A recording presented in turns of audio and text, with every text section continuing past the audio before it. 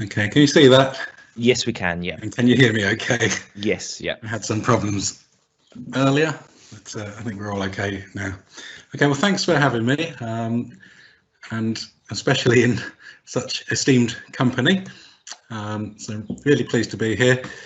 I've taken as the title of the webinar itself, what can we learn from distance learning?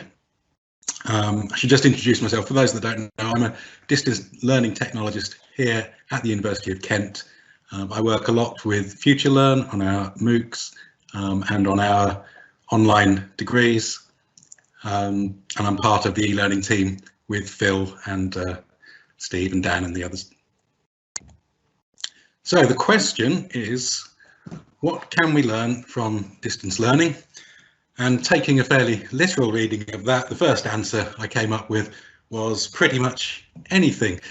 There's not many restrictions in what you can teach, what topics you can take. As we just saw from Sally, we can look at pollination and do all sorts of interesting experiments. You're not stuck in front of a screen all the time if you're doing distance learning. But I think what we want to look at today is a different aspect of what can we learn, what can we get out of the elements of course design, for example. How can that enhance your online courses? What things can we learn from how distance learning is approached that we can apply to our regular courses on campus? And related to that, I've said there the course's adaptability. Well, who knows what might happen in the future, but certainly the transition from on-campus learning to online learning or distance learning can be quite tricky. I'm sure many people have experienced that. But by using elements of course design from distance learning within your on-campus courses, you can make the courses more adaptable so that if and when it's required in the future, they could be more flexibly delivered and hopefully have a smoother experience than you may have done in our first lockdown. A further answer, and which I'll look at briefly, is that distance learning might open up further opportunities for different types of course and for different types of audience that you might wish to investigate. And we'll have a quick look at a couple of those. So firstly, thinking about distance learning course design, and those that know me probably know I bang on about successful distance learning relying on clear structure. And as we saw from Chia, we talk about things like scaffolding and having learning based on activities or tasks that are well structured for the learners. Students, distance learning students, really need to know exactly what's expected of them and when. On campus, our students benefit from regular face-to-face interactions in their lectures, in their tutorials and seminars, and that in itself helps to structure their learning. They have a particular timetable, for example.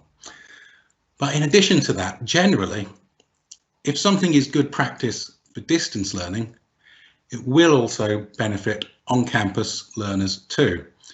So this idea of carefully structuring the learning runs over into design of on-campus courses too, particularly when it comes to the use of the virtual learning environment, such as Moodle. And this might also be especially useful for some students who have particular needs, who may not be as comfortable speaking up in class. If we also have a backup to that online, then that can be helpful for them and to help further structure any learning. So adding structure to a course, we see on the left of the screen here, we have perhaps a typical Moodle presentation where you have your week, in this case, an introduction to the topic. This isn't a real topic studied at Kent, in case anyone's wondering. And there we have some lecture notes, a useful reading, lecture recording that's been done, and so on. So how can we add a little bit of structure to that to try and help the students? And this is the sort of thing that we would do in distance learning. So rather than just listing the resources that are available, we add some labels, we add some information to give it that structure. So we have a title, the lecture, the date, where it is, what's going to happen, and the slides for the lecture are available. And then something about the tutorial. Please read this in preparation for the tutorial. There may be further reading and resources and so on.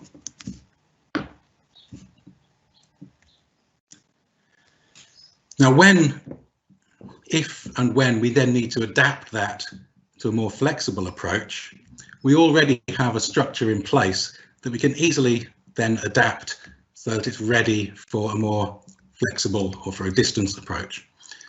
So we have the introduction, we did have a lecture, but now we have a little video from the lecturer. And rather than having, here's your reading for the tutorial that's coming up, we now provide the reading as a task. Please read the journal article. As you read, make notes and consider a particular question. And then we can structure this further into a series of tasks, which might then build on the further resources that were included in our original. And of course, if we go further online, that tutorial itself might have to be presented online. So we can easily stick in a discussion forum, for example, if you want it to be asynchronous, or an event such as this, a live webinar, or just a Zoom chat. You're invited to participate online, and we have a discussion topic. We've provided the material that's required before you attend or before you contribute to the forum. And there we have a nicely structured bit of distance learning that has come across directly from how we've structured our on-campus learning. See there at the bottom left, the University of Kent, Dan and Phil and the team have produced what's called the Good Moodle Guide, and we also have extensive web pages there at kent.ac.uk/e-learning, and that provides a lot more information on good ways to structure your Moodle courses, and tips and hints for making the most from Moodle. And both of those are going to be really useful to help in organising on-campus courses that can then be adapted as and when they need to be.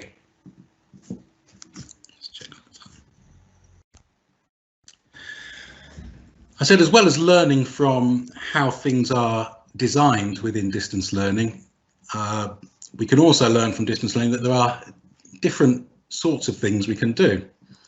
So as well as using distance learning approaches to enhance our on-campus courses and make them more adaptable, you might also be interested to explore different types of course that are being opened up by distance learning. Now we've partnered with FutureLearn, as you saw in Chia's opening talk. They provide MOOCs, which are free short courses. Anyone can join. Typically maybe 3 or 4 hours a week over 3 to 4 weeks, although that can vary quite a bit. But beyond the MOOCs, we now offer what are known as expert tracks and micro credentials as well. So an expert track essentially is like a series of fairly in-depth MOOC courses. They're there less as an introduction, but more to help you master new skills in specialist subjects. The model is that students will subscribe to these courses, so they pay a monthly subscription. So unlike a MOOC, these actually generate income from people signing up. With a MOOC, the income is generated just by people deciding if they want to buy a certificate at the end. So you can subscribe to a series of these courses, build up your expertise, and then earn a certificate that's shows some more in-depth learning than you might get from a free MOOC. So here, for example, we have the University of Kent's new Introduction to Politics expert track, which is made up of 2 short courses. In total, that makes 8 weeks, and you earn a certificate in an Introduction to Politics. Micro-credentials are possibly the next step up from that. So again, this helps you to pursue further study in a specialised field. And these are, well, in our case, both created and accredited by the University of Kent.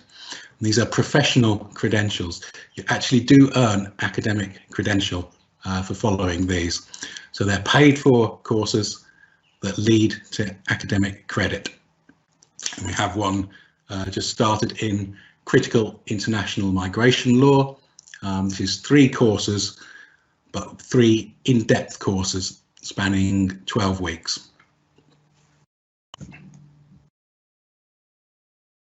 So those are just a couple of answers to the question that we put at the start. What can we learn from distance learning? The useful websites there that I've highlighted are our e-learning website, the Good Moodle Guide, and our link on FutureLearn, where you can find out a lot more about the sorts of things we're doing in expert tracks and micro-credentials, but also in our more regular MOOCs, short courses. I hope you find those links useful. Phil, if I do have a bit more time, I wonder if I'm able to share my screen. Let's just see. Sorry about I'll stop sharing that and can share here. Okay, can you see? You should see. Yep, we can see that, Mark. Yeah. So here we have the Good Moodle Guide for those that aren't familiar with it.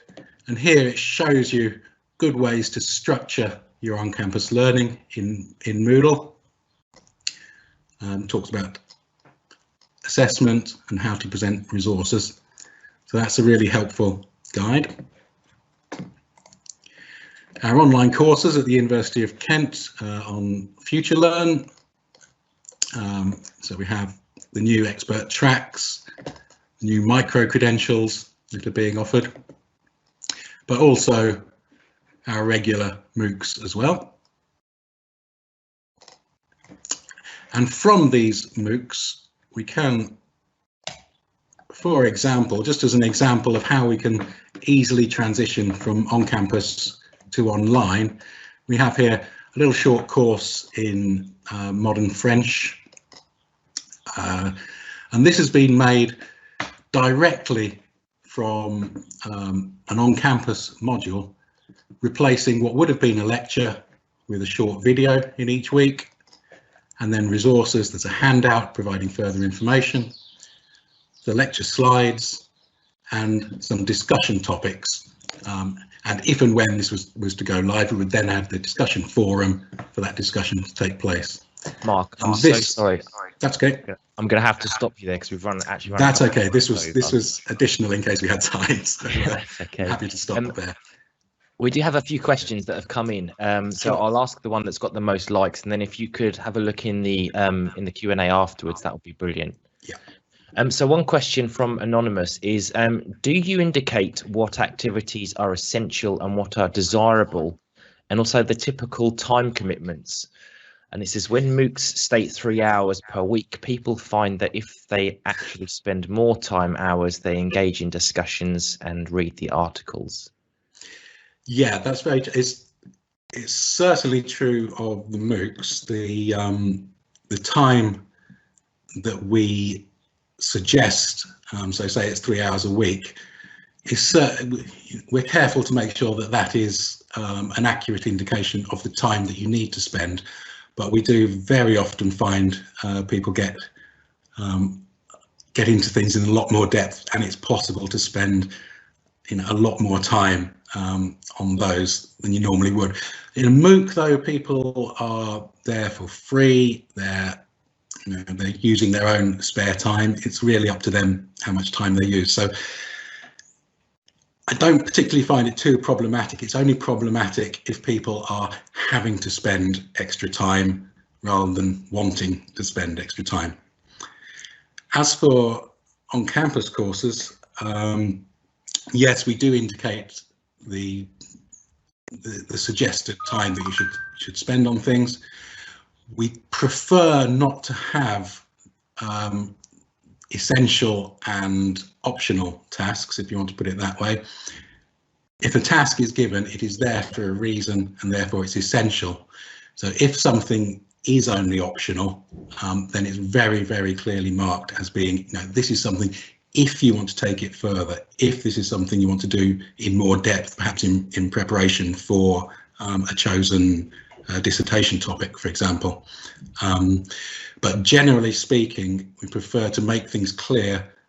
If it's presented, that's what's expected of you. If it's optional, then it's very clearly marked as simply optional, and it is not expected as part of the main reading. Great. Does that answer it? Yeah, no, it does, Mark. Yeah, thank you. As I said, there are a couple more, so if you could look in the chat, that would be great. I shall take a look. Yeah. Thank you.